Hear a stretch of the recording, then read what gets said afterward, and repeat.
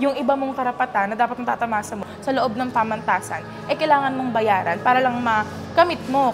Isinalang noong February 12 sa Committee on Higher and Technical Education sa House of Representatives ang ilang House Bill para gawing National Polytechnic University o NPU ang PUP o Polytechnic University of the Philippines. Bagamat wala raw inimbita ang estudyante ng pamantasan sa hearing na ito, matagumpay namang nailaban ng mga iskolar ng bayan na may makadalo para kilatisin ang NPU Bill. Pero bago iyon nakamit, violent dispersal muna mula sa Quezon City Police ang kinaharap ng mga nagprotestang iskolar ng bayan.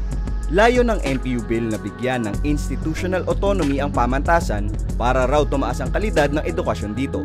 Sinusuportahan daw ng mga estudyante, empleyado at kawani ng PUP ang panukalang batas.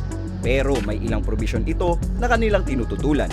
Makikita natin na meron tayong nakukuhang kaisahan doon sa iilan niyang mga probisyon. Halimbawa, mas mataas na budget. Pero meron din kasing parte doon sa NPU Bill na hindi talaga maka-estudyante yung mga policies o yung ibang provisions. Katulad na lang din nung privatization talaga at yung commercialization. Ayon sa Senate counterpart ng NPU Bill, gagawing privatized ang ilang mga non-academic services sa PUP gaya ng pangkalusugan, pagkain at maintenance ng ilang mga pasilidad. Yung mga non-academic services namin katulad ng healthcare, guidance, counseling, magkakaroon ng malaking possibility talaga na hindi na siya i-cover ng free education law. If ever na a student na aksidente sa loob ng school, and then he or she has to pay pa to get into the clinic. Bukod sa posibleng pagtaas ng presyo ng ilang mga bayarin sa PUP, maaari ring mapalayas ang maliliit na manininda sa loob ng pamantasan dahil sa posibleng pagtaas rin ng mga renta nila.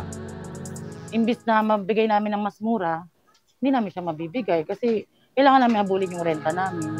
Giit ng mga estudyante kagaya ni AIM, imbis na privatization at commercialization ng services sa pamantasan ang gawin, dapat daw ay ginagampanan ng gobyerno ang tungkulin nitong bigyan ng sapat na pondo ang state universities and colleges. Ang panawagan talaga namin ngayon ay mas mataas na budget. Kasi naniniwala kami na kapag pinataas niyo yung budget namin, merong sapat na pasilidad para sa mga estudyante, merong sapat na pasahod para sa mga guro, para sa mga kawani, sa mga janitor. Adrian Puse, kasama sina Jorge Virey, Shane Mapesos at Gerald Graciano ng PUP The Catalyst, nag-uulat para sa Alam.